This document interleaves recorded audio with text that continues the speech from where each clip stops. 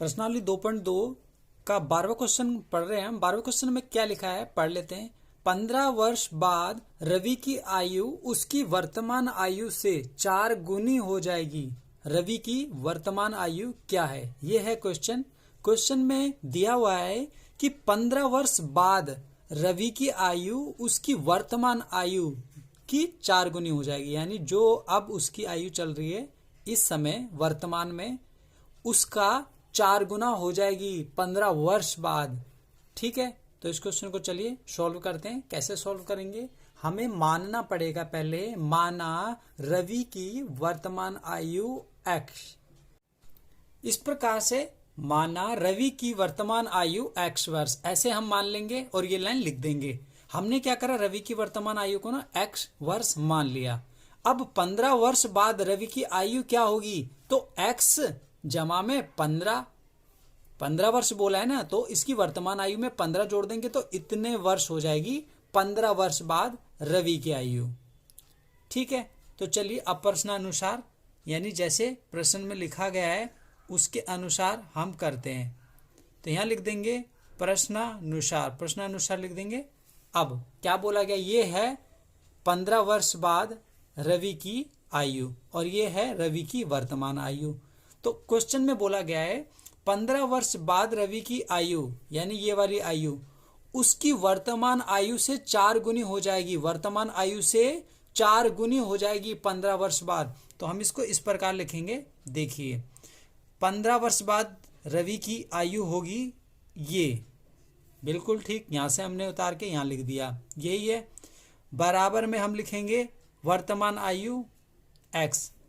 अब इस कंडीशन को लेंगे जो क्वेश्चन में दी हुई है। क्वेश्चन में दी हुई है 15 वर्ष बाद रवि की आयु, यानी ये वाली आयु उसकी वर्तमान आयु से 4 गुनी हो जाएगी, यानी वर्तमान आयु क्या है x वर्ष, इससे 4 गुनी हो जाएगी। 4 गुनी इससे हो जाएगी तो इस पे लगाएंगे हम 4, क्योंकि इसकी 4 गुनी है ना, तो इसी पे लगाएंगे 4।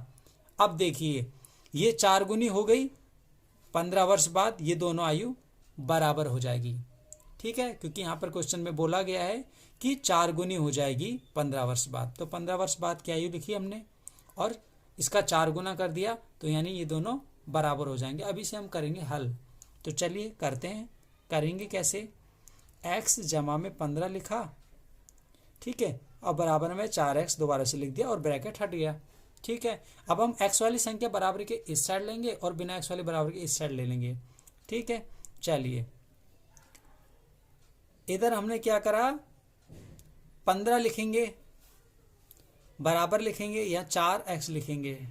ठीक है, इस x को हम पीछे ले जाते हैं, ये x हमें पता है प्लस का है, हम इधर ले जाएंगे तो माइनस का हो जाएगा, तो हम यहाँ माइनस का x कर देते हैं। ठीक है, अब इधर आ गया 15 और इधर आ गया 4x में से 1x अगर घटा देंगे तो हमें पता है 3x आएगा। ठीक है, अब x के साथ जो 3 है ये 15 के नीचे चले जाएगा, तो हम इसको 15 के नीचे लिख देंगे, यानी 15 और बटे में 3 लिख देंगे और x को ऐसे कैसे यहाँ रहने देंगे। ठीक है, अब इसे काटेंगे क्योंकि कट जाएगा 3 और 15, इसको हम काटेंगे। तो 15 को अगर 3 से काटेंगे तो देखते हैं 3 एकम 3 और 3 पंजे 15, तो x का मान क्या आ रहा है 5/1, 5 बटे में 1। तो एक लाइन खींचते हैं और यहाँ लिखते हैं x बराबर में, अब हम इसको सीधा करके लिख देते हैं 5/1। 5/1 का क्या मतलब है, 5/1 का मतलब है 5। तो इस प्रकार रवि की वर्तमान आयु निकल गई है 5, क्योंकि हमने x क्या माना था, x माना था रवि की वर्तमान आयु, और हमें क्वेश्चन में क्या पूछा गया, रवि की वर्तमान आयु। तो रवि की वर्तमान आयु तो निकल चुकी है, क्या निकली है 5 वर्ष। बस इतना ही इस क्वेश्चन में पूछा था, 5 वर्ष। तो हम यहाँ पर ना ये लाइन ऐसे लिख देंगे, क्या लिखेंगे, अतः रवि की वर्तमान आयु, रवि की वर्तमान आयु 5 वर्ष। इस प्रकार ये क्वेश्चन हो गया। बस इतना ही करना है इसमें। इसको ध्यान से देखना है आपको, इसको बनाना आपको आना चाहिए। यहां पर बोला गया था 15 वर्ष बाद वर्तमान आयु का 4 गुना हो जाएगी, तो 15 वर्ष बाद यहां लिखा और वर्तमान आयु थी x, तो x का 4 गुना बोला है तो x के साथ 4 लगा देना है। x का 4 गुना है तो x के साथ 4 लगा देना है, तो इसका 4 गुना हो गया और 15 वर्ष बाद इस प्रकार ये बराबर में ऐसे रख देंगे हम और इसे हल कर देंगे और x का मान निकाल लेंगे। x का मान जो निकलेगा वो होगी रवि की वर्तमान आयु। तो इस प्रकार रवि की वर्तमान आयु यहाँ पर हम लिख देंगे 5 वर्ष आ गई है। इतना ही करना था इसमें।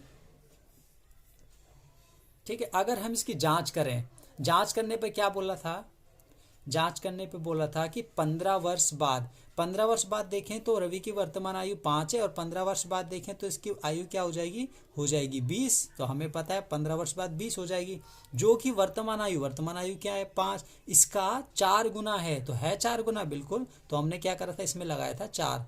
तो देखिए यहाँ पर आया 20 और यहाँ पर आया 4 पंजे 20, इसीलिए हमने इसको यहाँ पर करा। प्रश्नावली 2.2 13वां क्वेश्चन कर रहे हैं। इसमें दिया हुआ एक परिमेय संख्या को 5/2 से गुणा कर 2/3 जोड़ने पर -7/12 प्राप्त होता है, वह संख्या क्या है।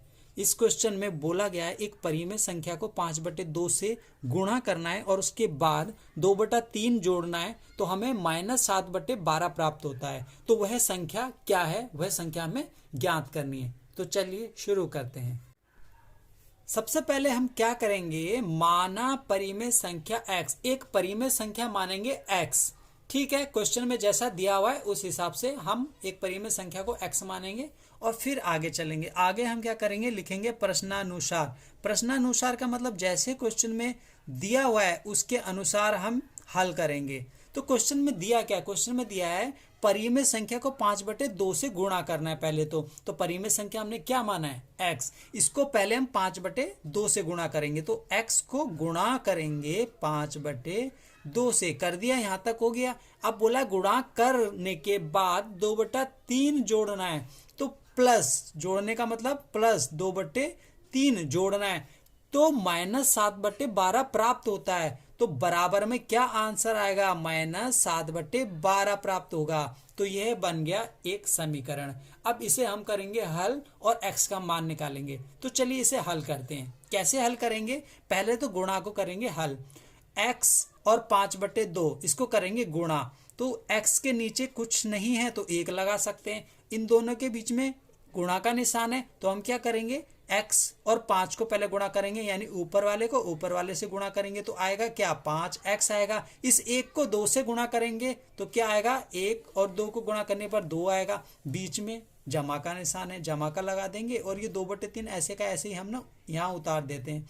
उसके बाद -7/12 ऐसे का ऐसे ही उतार दिया।